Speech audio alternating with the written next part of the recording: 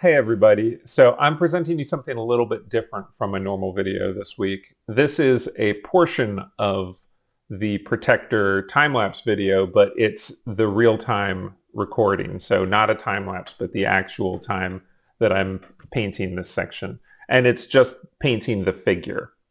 So I think it's about an hour and 20 minutes long, and I'm going to be talking throughout that. I was just recording audio of whatever I was thinking as I was working, just kind of trying to explain my thought process, whatever it is that I'm doing or whatever else happened to come into my head. The video starts with me just kind of getting situated, and I'm talking a little bit about my palette, my brushes, whatever. But if you want to get right to the painting, you can probably just go ahead and jump to about 6.5, 7 minutes in.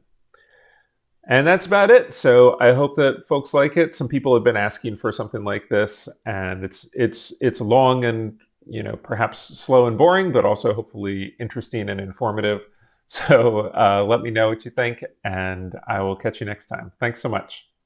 So first thing I'm doing, I've refreshed some of the paint on my palette. I haven't topped off everything on here. There are certain colors that I probably ought to put more out, but I just don't know if I'm going to be using, and so I've been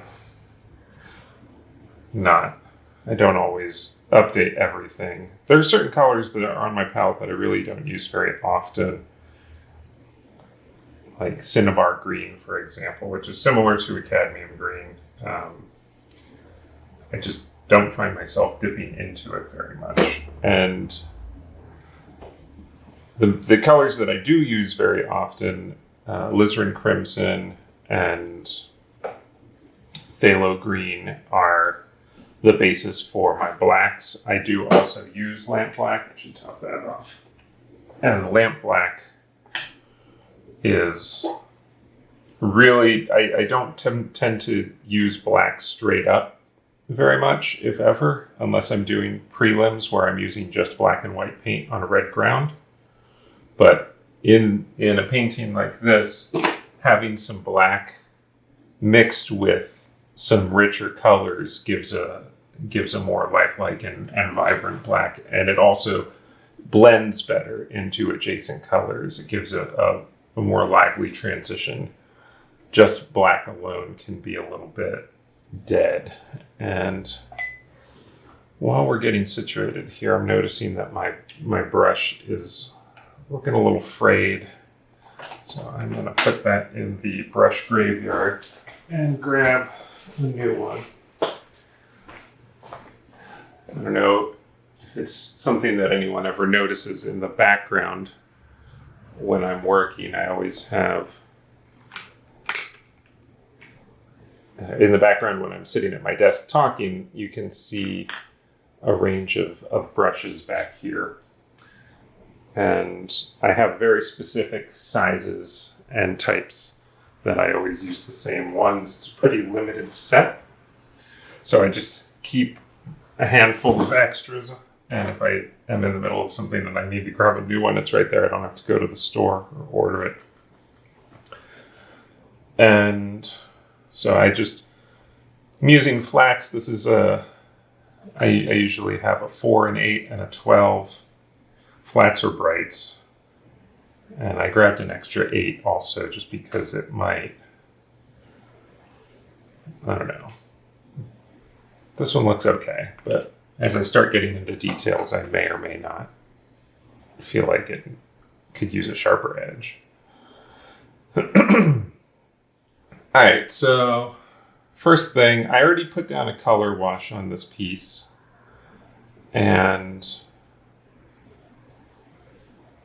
that really sets the general color mood of what I'm going for here.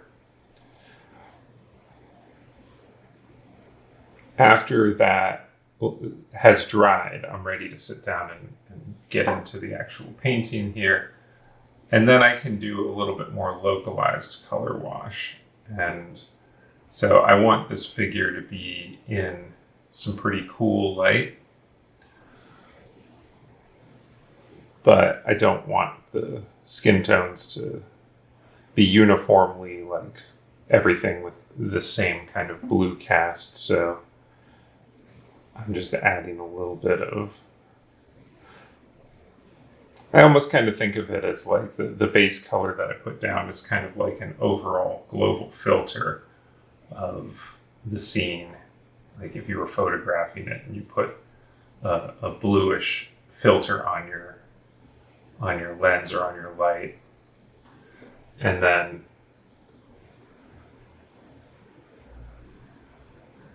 when I start getting into the actual painting, then I can start laying in more nuanced colors, and that blue comes through and influences, and then as I work on this, it also kind of helps me keep everything in a, like if I want it to kind of stay within this range.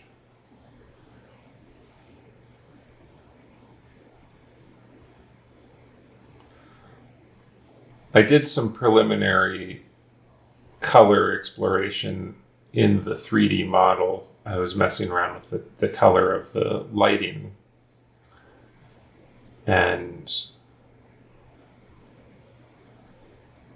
I thought it looked pretty good with this kind of pinkish reddish eye, and then everything else having this kind of blue color there's like this light coming from the left. And then the shadow areas would feel a little bit more neutral, with just like a touch warmer than this light that's falling on the scene. So the warmest would be this pink eye, this reddish eye, and everything else.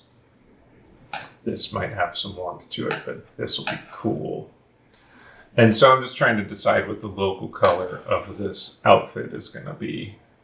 In the 3D model, it was also very bluish, and I liked that. I thought that looked good, and I might go with that, but I don't want to just default to that without considering other possibilities.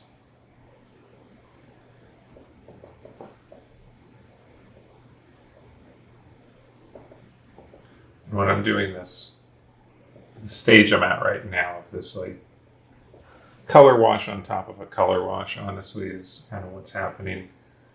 I'm not too worried about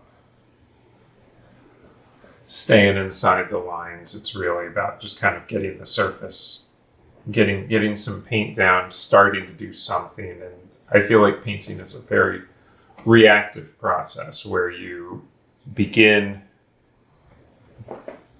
you need to have something to react against. I already have a lot to react against in the underpainting being here.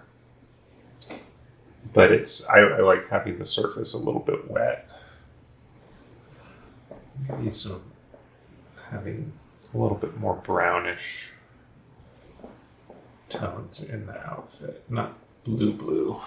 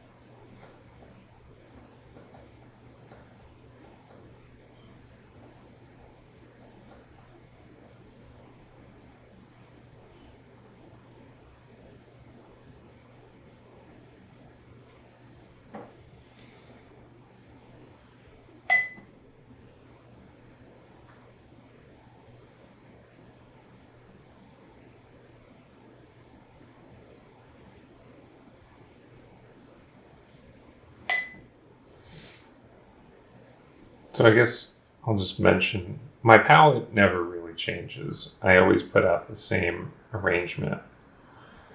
It long term sometimes goes through changes. I have, I don't know.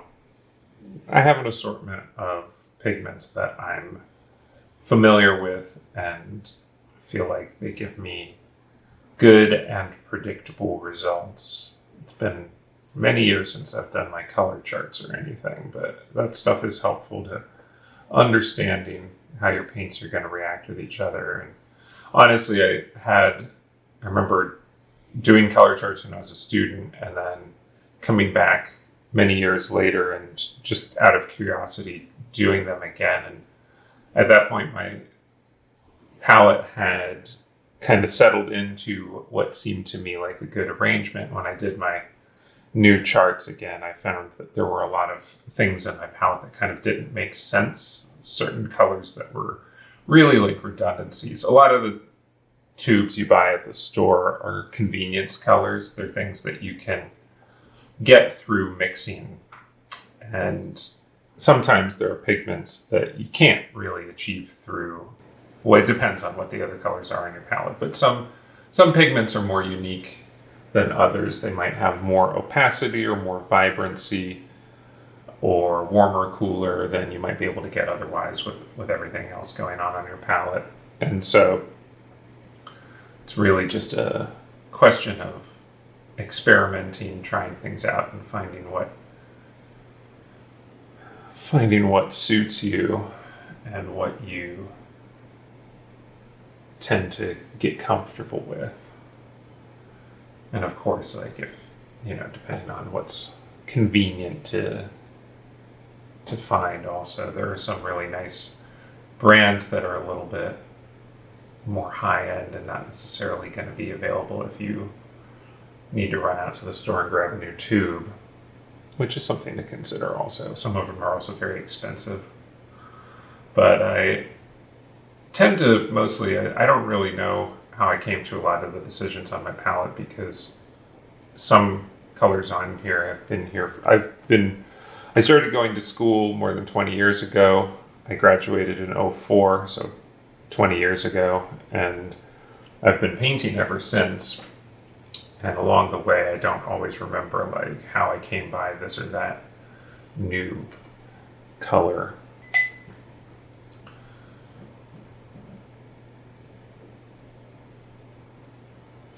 But the colors that I use on my palette, well, first of all, I have a Gamblin makes this, I forget what it's called, Galkid Gel, I think.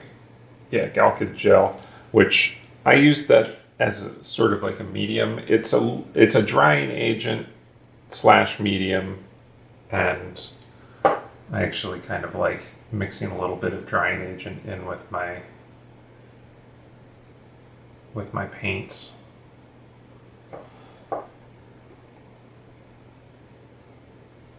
And so that's there on the palette. And then titanium white, I specifically try to use Williamsburg, which is one of those more kind of boutique brands. But I find that their titanium white really covers very, very well, while some others are a little more watery. And I think titanium white is a particular pigment that I want to have a lot of body to it. From there, I have a quinacridone red, which is a fairly transparent but really vibrant kind of cool red. Something's very like pinkish. And alizarin crimson permanent, which is similar to the quinacridone, a little darker. I think it's a little cooler maybe. I use a cadmium red and a cadmium orange. And then I have my yellows. I have a yellow called Scheveningen yellow, which is from Old Holland, and nickel yellow. Nickel yellow? Nickel titanium yellow. Yeah. And then cinnabar green and sap green and Windsor green make up the greens. And the greens are probably the portion of my palette that I use the least. I tend to mix for greens more often than I go grab a tube green. I could probably get rid of those and not miss them on at least half the paintings that I do, which is why I mentioned I didn't bother putting them out in this particular painting, except for the phthalo green. Winsor green is phthalo green. It's just Winsor Newton's name for it. And that I use regularly. It's one of, I don't tend to use it straight up, but it's a color that I mix with reds to get darker tones and neutral tones, which is kind of what I'm doing right now. So I've blocked in some color on the figure, and now I'm just establishing doing a little bit additional around the figure. I don't know, sometimes I wonder if this is even just like a psychological warm-up when I do this stuff, just kind of getting in the vibe and the feel of the painting, and slowly then like kind of ramping up into making bolder decisions. It works for me, whatever the case. And then I also have a cobalt turquoise, which is one of those colors that I probably don't need. It's very similar to a phthalo green, just watered down with some titanium white. But it's a very pretty color. I often don't use it, but in certain circumstances, I really like it. I think that balanced against the quinacridone or alizarin crimson can give, like, when they kind of, if I'm painting something white or marbly or pearlescent, those two colors can sit next to each other and kind of oscillate back and forth, and it gives that effect a little bit. I don't know, it's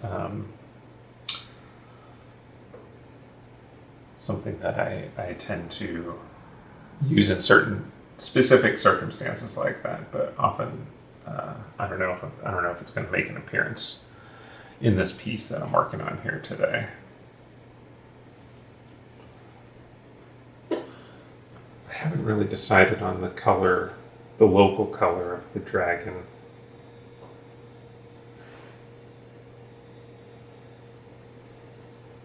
I might keep it fairly neutral, which means it'll have this bluish tint.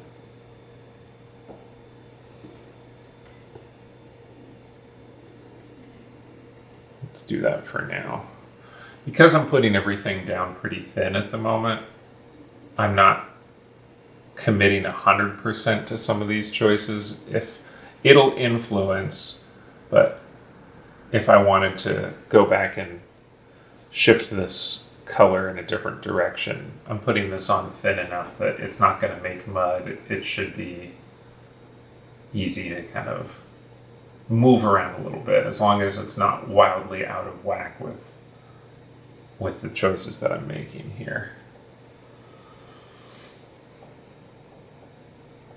Did I get through all the colors? No, I didn't. And then, okay, my blues, almost at the end of the palette here. The blues, I have King's Blue Deep and a phthalo blue.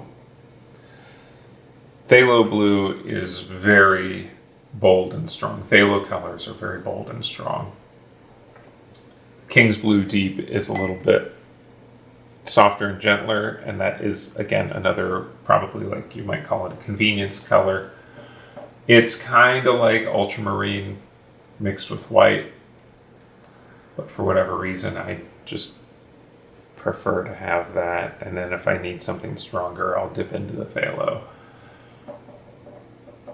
Once upon a time, my blues on my palette were ultramarine and cobalt. You know, it's really whatever you're working with. I mean, you can work with a limited palette completely and have, like, I think it's the classic Zorn palette is just 3 colors and a white. You know, you've got some version of a yellow, some version of a red, and then in those palettes, the blue is probably actually like an ivory black or something like that, which once you start adding white to it, has a bluish tint. And it all is relative to what's around it in the you know, within the borders of the painting. And so having a limited palette shouldn't really be a problem, as long as thinking about the relationships within the painting. You don't need everything to be really prismatic and vibrant necessarily. And a lot of my paintings are not super colorful. A lot of my paintings can be very muted. My palette doesn't change, and I don't use a lot of, as I described it, there's not a lot of earth colors on this palette. But it's really just a matter of how you mix and balance things with each other. So I find just working with the same tools every time is very comfortable for me. It's a lot less to, I know what to expect. I don't need to try to like figure things out every time because something is different. Which is funny because the art I enjoy doing as a personal hobby that's not professional is photography. And I own an absurd number of cameras, and I can never make up my mind about if I'm going to shoot what I want to use. There's so many fun different options and things to try out. And when it comes to painting, I've just never been like that with the camera stuff. It's such a deep rabbit hole. It's endless, especially because my main joy is shooting analog, and there's over 100 years of camera history to go exploring, and probably don't spend my time covering that full range, but my favorite period for cameras was between the 50s and the 80s, like from the 50s up through the end of the 70s, really. And there's a lot of cool, interesting, fun stuff to dig into and explore there. But when I go to the art supply store, it's like in and out. Just what do I need? What have I been using for the past however many years? Just get that and get on with my day. I don't tend to have that same romance for it. I don't know why.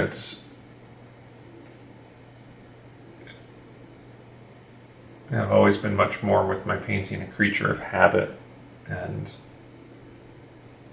I think that having the consistency of tools, I use the same easel that I bought when I first started art school up until the easel I'm using right now I was given as a gift, and it's kind of an eccentric easel, but it really is useful in a lot of ways for what I do, and I don't tend to work huge, so it works well for that. But I know a lot of other painters who have these really grand, big H-frame easels in their studios, and I've always just felt like, nah, this works, it's good, I don't need all that. Same with my selection of colors, same with my brushes. When I go to the store, I'm just like, yep, that's the one, that's what works. And in a way, I'm a little bit jealous of folks who can get really excited about trying new colors, and something about it gives me anxiety. It's like, I don't want to mess with my workflow. It's like, I know it works for me, and I'll just stick with that.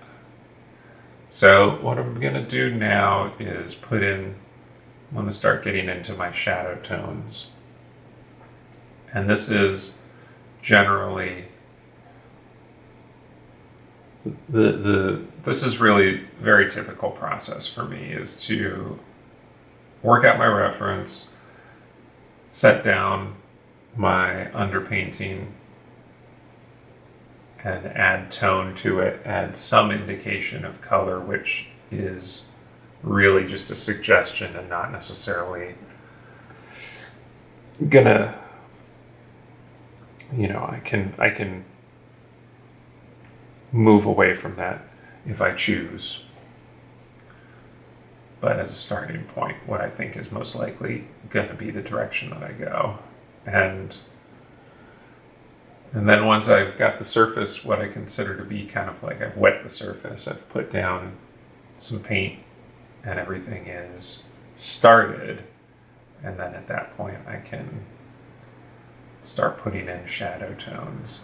And it really is just this kind of, I don't know, when you see it sped up, I don't know what it's like for a person to watch who's not in the studio with me or anything, but when you see it move so fast, I mean, for one thing, everything looks so confident and everything happens so smoothly. When you see it in real time here, it might be a different story, and there might be a little bit more hemming and hawing about, do I want to do this? Do I want to do that? But additionally, I think you notice more how it is this kind of building process that happens gradually. I'm making these shadows pretty warm. I like, especially on a face, in the corners of a mouth, in a nostril, places like that. I like my shadows to have a lot of red in them. It feels, again, more lively than sometimes shadows can go very cold and dead. Oh, and rounding out the palette, lamp black is the black that I have on here. Why a lamp black instead of ivory black or something like that? I couldn't tell you exactly. I just know that I used ivory black for a long time, and then at some point I tried lamp black, and something about it, I just liked it better, and so I switched over to that. And that was many years ago, and now it's what I do and what I know. Again, I'm a creature of habit in that way.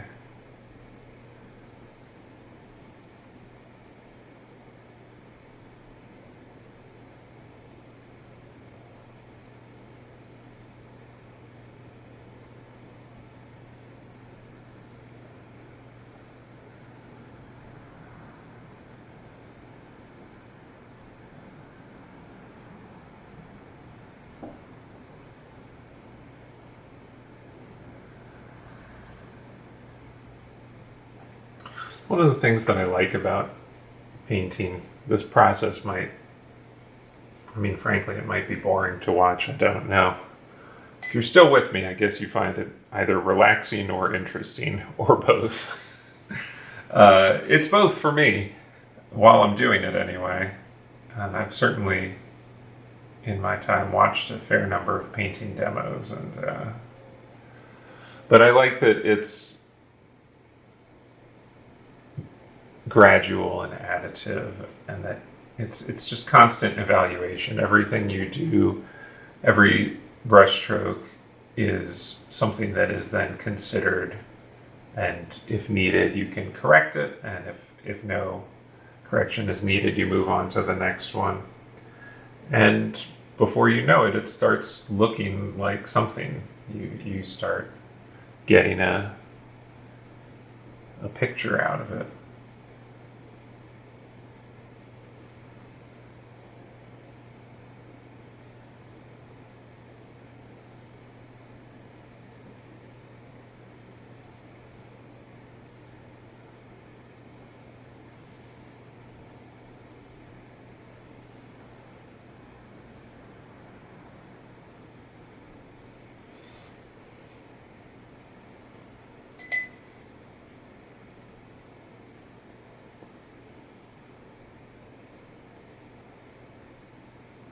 So at this point, I've got my midtones and shadows kind of, certainly not what I would consider to be final on this portrait, which is fairly small. But they're established enough that now I feel like it's time to put a little bit of highlight tone on there, see what happens. It's always do this and see what happens. And I'm thinking about the shapes of the objects, or in this case, the shape of this figure's face, but also the shapes of light.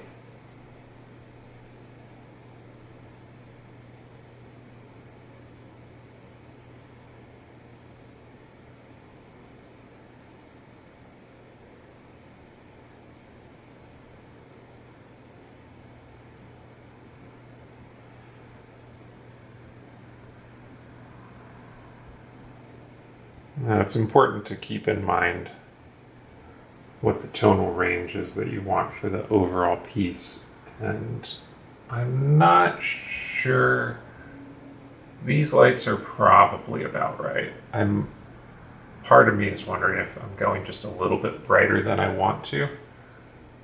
But everything on this piece right now is mid-tone, and that's going to make this feel brighter than it is until I get more light on the piece.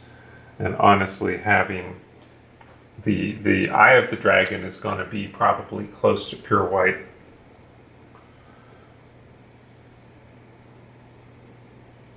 So that helps me think about how bright I want these tones to be, because these tones on this face should not be competing with the brightness of what's going to be coming from that eye of the dragon. I mentioned photography being an interest, and particularly shooting film. There's always so much to learn there, and I feel like it helps me think differently about my painting, just about pictures in general. And some time back, I found a copy and read Ansel Adams. There were a couple of books he did, and one of them is called The Camera, and that's about how to use your camera. And I think it was the second book is called The Negative. There's a third book, I think, that's all about darkroom printing, which I haven't read. Unfortunately, I don't have access to a darkroom. But Ansel Adams had a method that he developed called the zone system.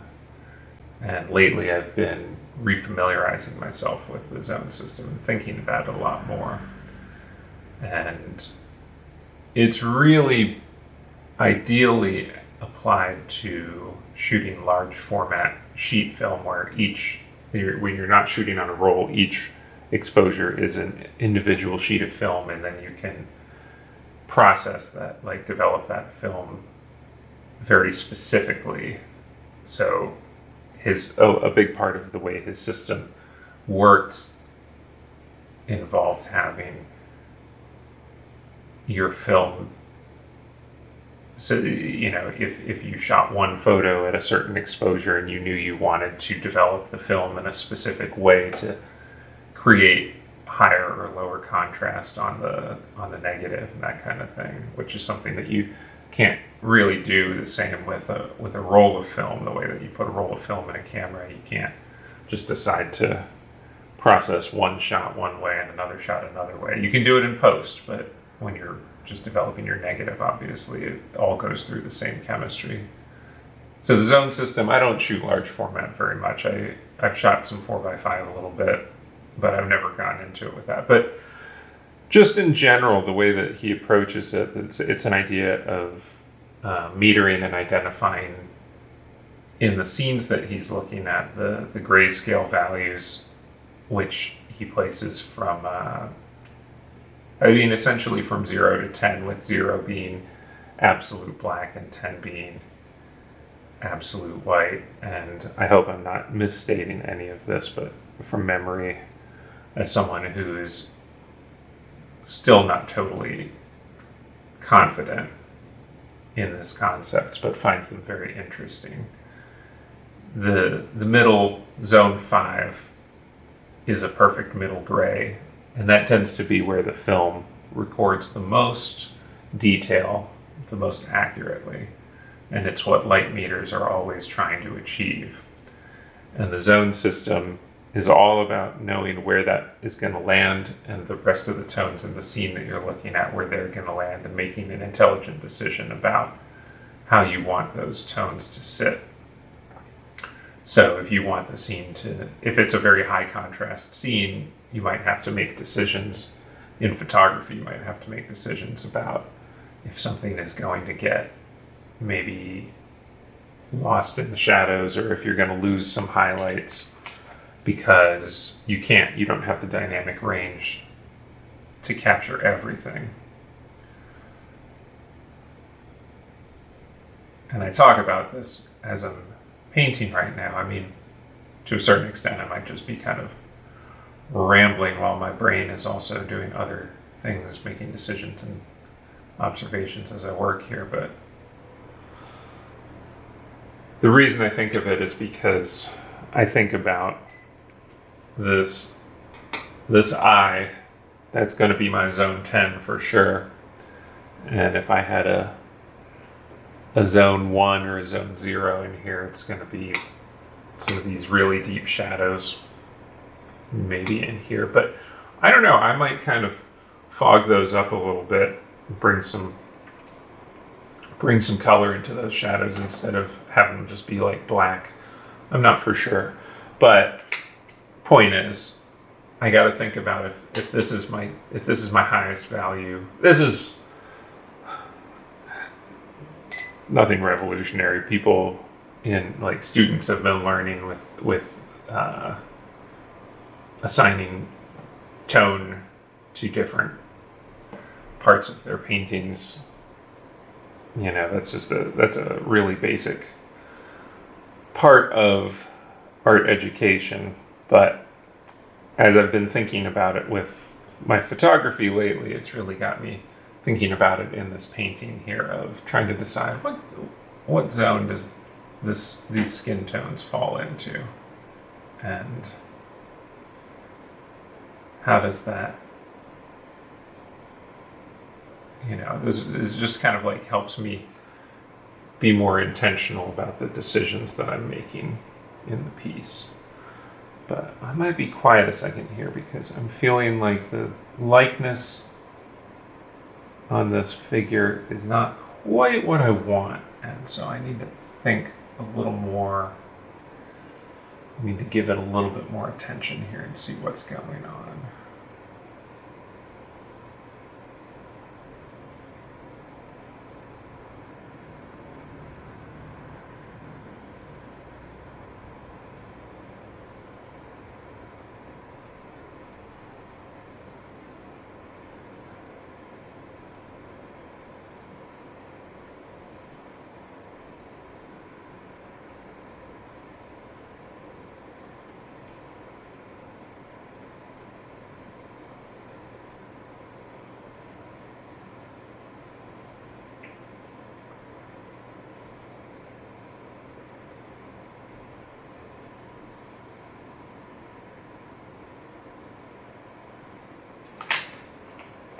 I try to use a bigger brush if I can, rather than a smaller brush. I like to have brush strokes.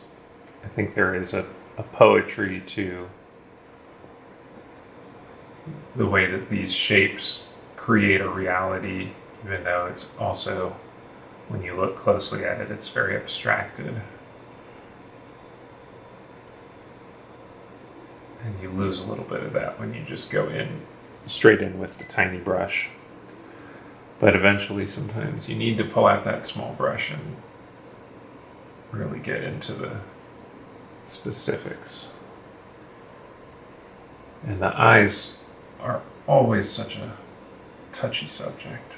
You gotta be just right.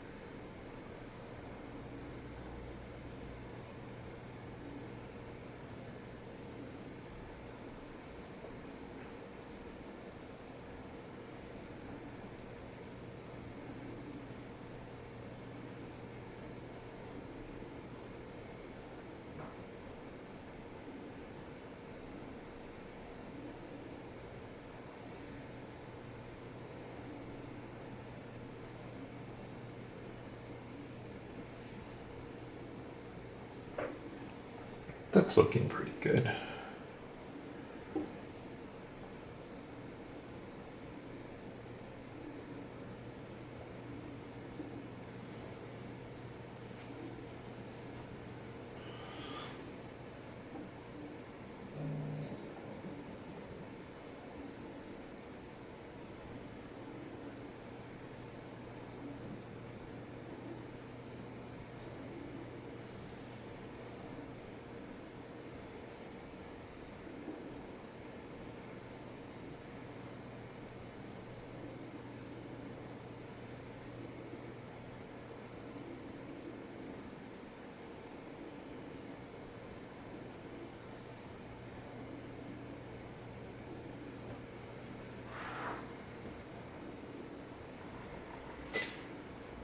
Something about this process that I've come to, because it is just a building and an evolution, is that I often find it feels like it's going to be more work than it is. And I think that there's, starting with the focal areas, so in this case, I'm starting with this figure, but then in the figure, I'm starting with the portrait, which is the most important part of the figure. And once that starts to come together, as I feel like it is now, some of the areas around, so like just what's in my mind right now, I'm thinking about the hair. And when I was putting this color washes down and blocking in this portrait, and I blocked in just some shades on, just washing on top of what was already washed on there on this hair. And it felt to me like, okay, this is an acceptable placeholder. I'm not sure. I might go darker. I don't know what. But for now, this gets me started and I can do more and come back. And I think that the nice thing about building up those focal areas first and then addressing the peripheral is when nothing was established yet, or nothing was developed further than just a basic block in, it felt to me like I was going to really need to make a lot of specific decisions about that hair, and that it was going to be kind of a thing. And now that there's more developed in that portrait, it feels like the hair is already halfway done. And all I really need to do there is just go in with some shadow and highlight to establish more shape and volume. But it's not going to need much, I don't think.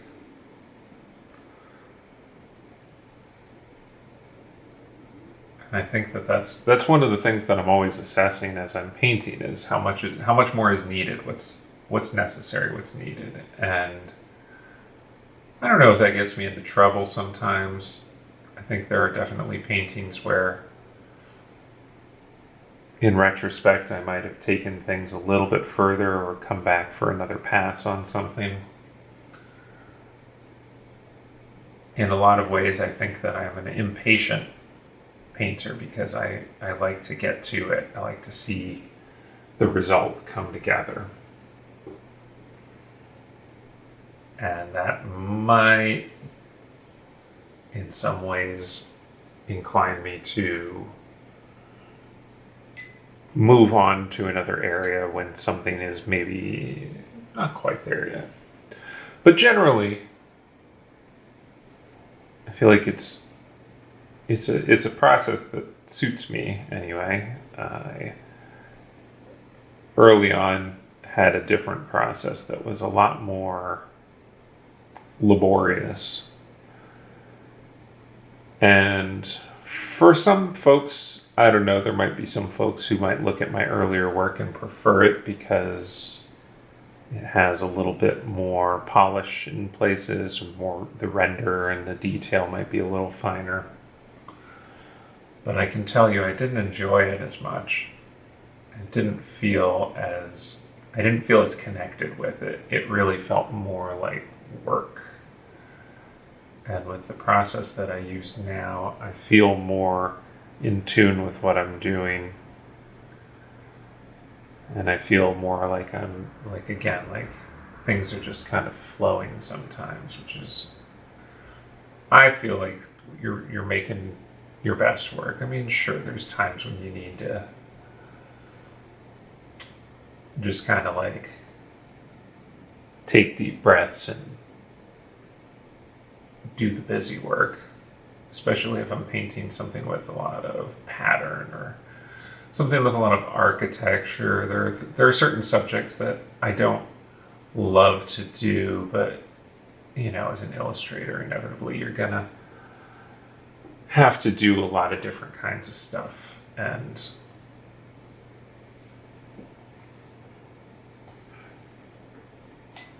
I think it's best to be comfortable and familiar with a wide range of things, but emphasizing the portfolio and in the work that you show the things that you enjoy and that you're best at, because you don't want to get known for and frequently hired for doing things that you don't enjoy. And then other people are dictating what your ultimate body of work is going to be and who you're going to be as a what the identity of your work is going to be, really. But there are plenty of times when I'm working and I know the result that I want, the piece that I want, is going to require me to just take those deep breaths and really just kind of get into the repetition of something that is more laborious, and it'll be worth it in the end. But when I have the most fun is when I'm doing something that's a little bit more kind of, can have more suggestion to it and can have more, I don't know, I used the word poetry earlier, but I really think that describes it well.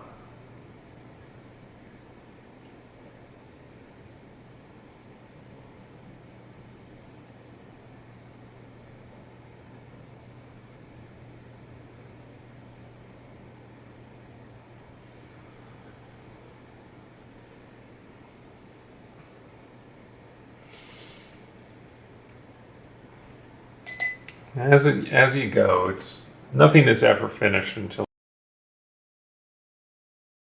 My apologies, whatever got lost there. Oh man. Well, as I said, this is an experimental process, and I forgot to set a timer. The time lapse should keep going indefinitely, but the live, real time camera is, unfortunately, turns itself off every 30 minutes. I don't know why so many of the available cameras, I know there are some that don't do that. I'm not trying to buy another camera for doing these videos right now. If that's the only reason I need it, it's kind of something I can't justify. But so that means I have to set timers to remind myself to stop and start the camera again. I should restart my timer right now. But I was just like cooking along, doing what I'm doing, and at some point or another, my audio dropped.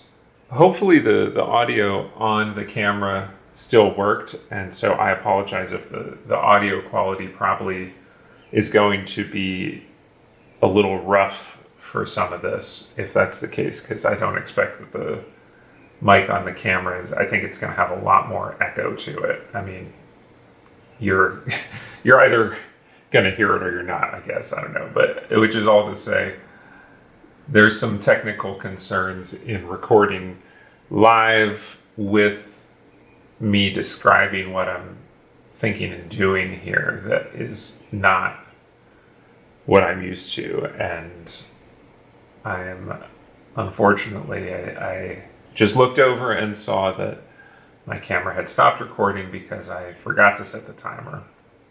I don't need to say too much more on this, I guess, other than to say I'm going to try to keep an eye on that, but looks like I might have missed a little bit of something or other. And I am, at this point, just continuing to work, so I don't even know at what point it cut out. Hopefully it didn't lose very much, but I don't know at what point it cut out. And so I don't know if I said anything useful or interesting in there that got lost, but it's how it goes sometimes.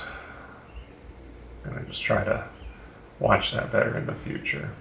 But if hopefully I'm not repeating myself, one of the things that I was talking about was that I had a basic costume design that was provided to me by the 3D models that I was working with, and I don't want to just go with that necessarily. And so I translated that a little bit into, I reimagined it somewhat in my redrawing of the piece when I was making my drawing for transfer. And I am continuing to reimagine it now in the paint as I work on top of the midtone I have here and add shadows is really like a great opportunity to, the silhouette's going to be the same, but it's a great opportunity to rethink and explore and invent some details in the shapes.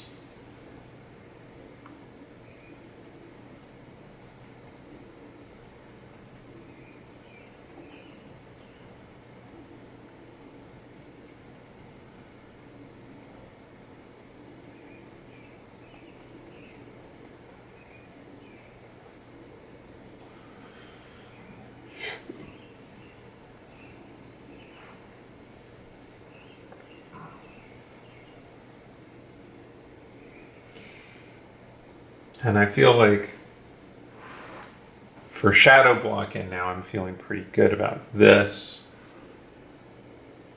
So it always goes mid-tone, color washes, put down some shadows, and then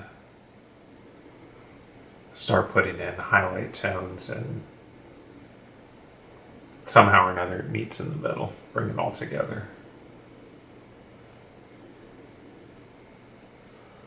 Sometimes the shadow tones do a lot of work, though. And one of the things I like about painting costuming is you can play with the texture a little bit more. And sometimes that means that you can let the brushiness be a little grittier, have some of that, like some of this dry brush. I don't know how much of that is going to survive to the finish, but I like having it as part of the build-up.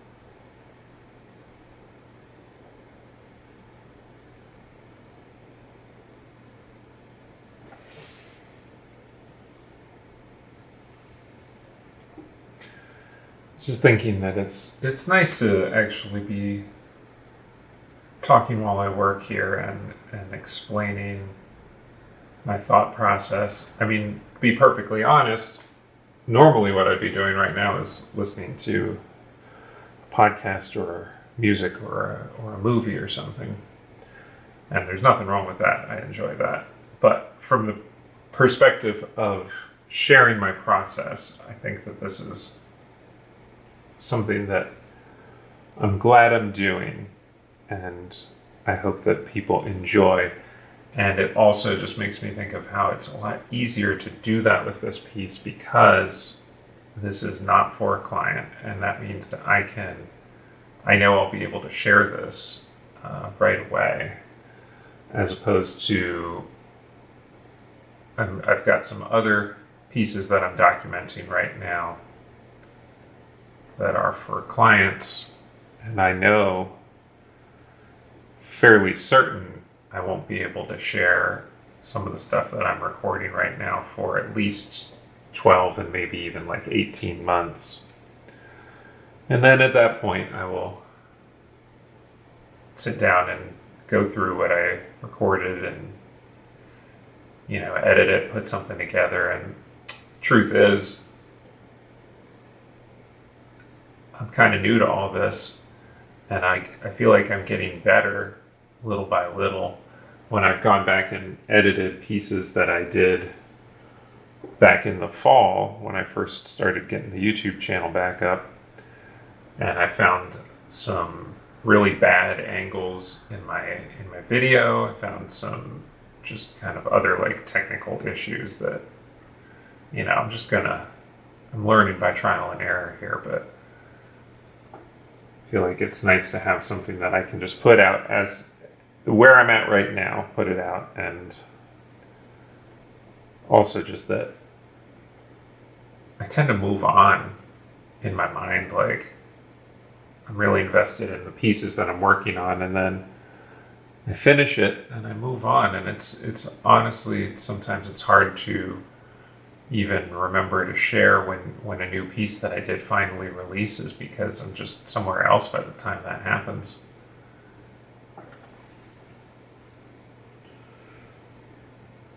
So that's one of the nice things about personal projects is there's no lag, there's no wait on making that something that everyone can experience.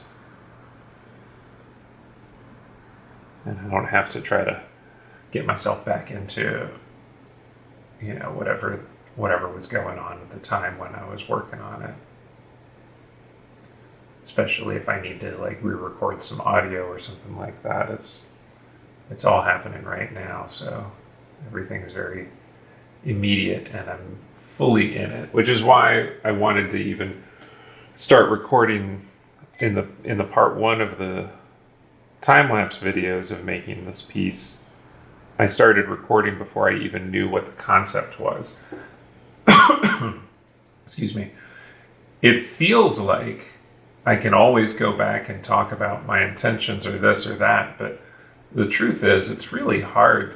Once I've noticed this just from going back through videos of pieces that I shot, is that once I get to the end on a piece and it's finished, sometimes I remember it very differently from when I started out, and I might think like, oh yeah, I definitely, I started working on this piece with this intention and this in mind and everything, and then I go back to the video and I realize like, oh no, I had some really different ideas, and it's just over time they evolved. And I mean, that happened on this one with the original intention of the piece having a lot more of a kinetic energy to it, and wanting to do a dragon that was a lot more active.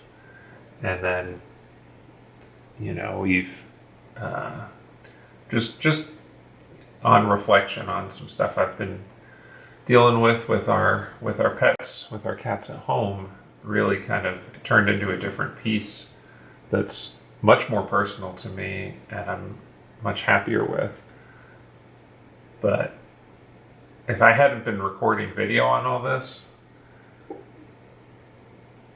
I can almost guarantee that a year from now, if somebody were to ask me, like, how did this piece come about? I would just start there. I'd just be like, well, we were dealing with some really serious health issues with our cats, and it was, making me think about kind of energy I wanted this piece to have and everything. And that's not really where it started. I mean, it got there fairly early on, but it is, I think, an interesting part of the story to know that that wasn't necessarily the genesis, like that wasn't what made this piece. That wasn't what started the process on this piece. That was really something that happened as the piece evolved. I guess it's just to say it's easier as something becomes something. It's easy to forget some of the things that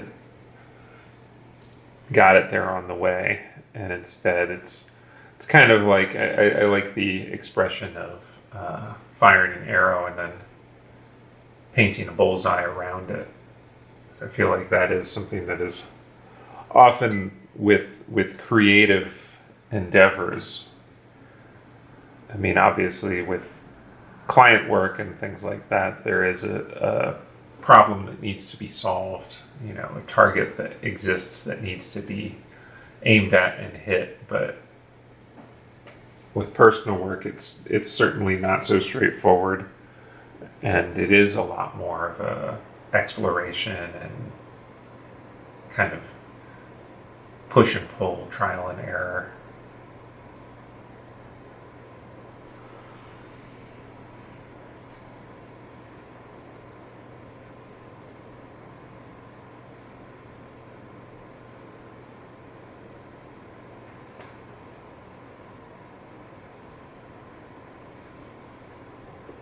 And you lose sight of that sometimes.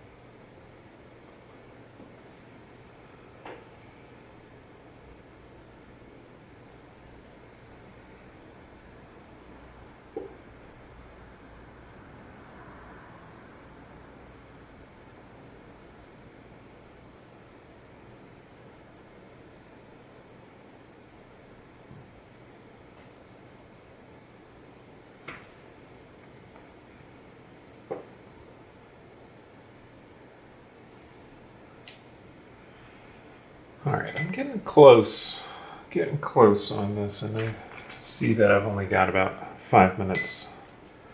Well, about 9 minutes left before this video is going to clip off again. But I think that that's about the right amount of time, maybe less than that even, to put this figure in a place where I'm ready to start getting into the stuff around it.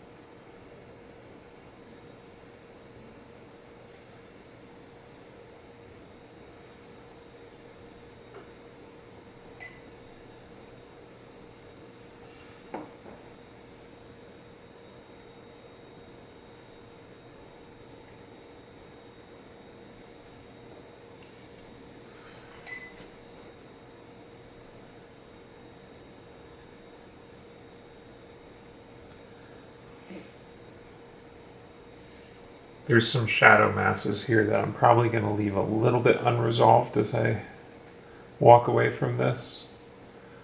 And that's because I kind of want to get into the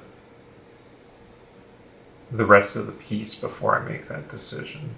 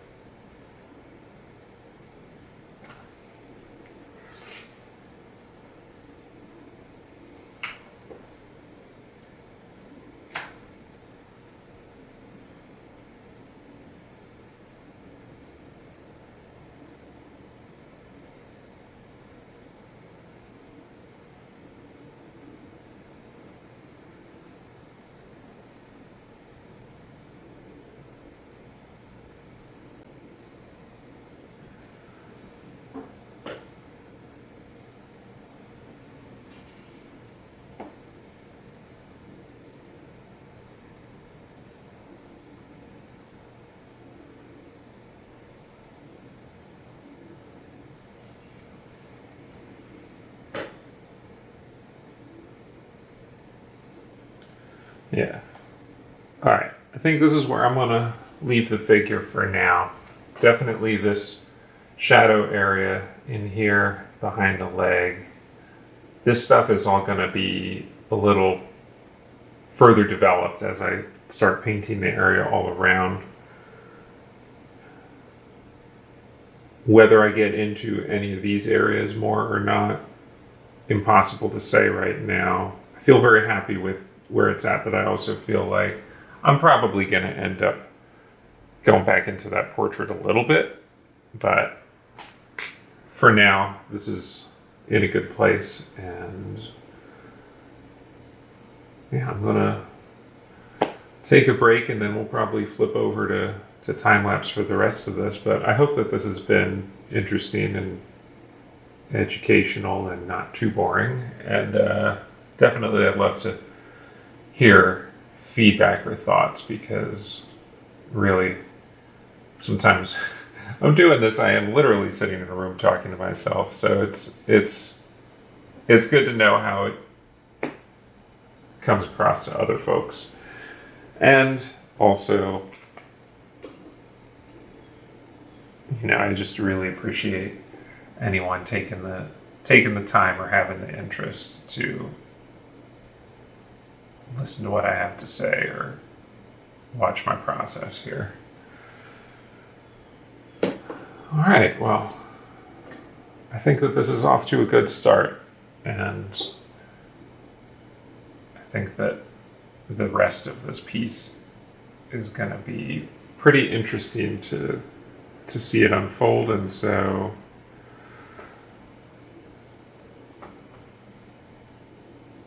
we'll see how that goes. All right.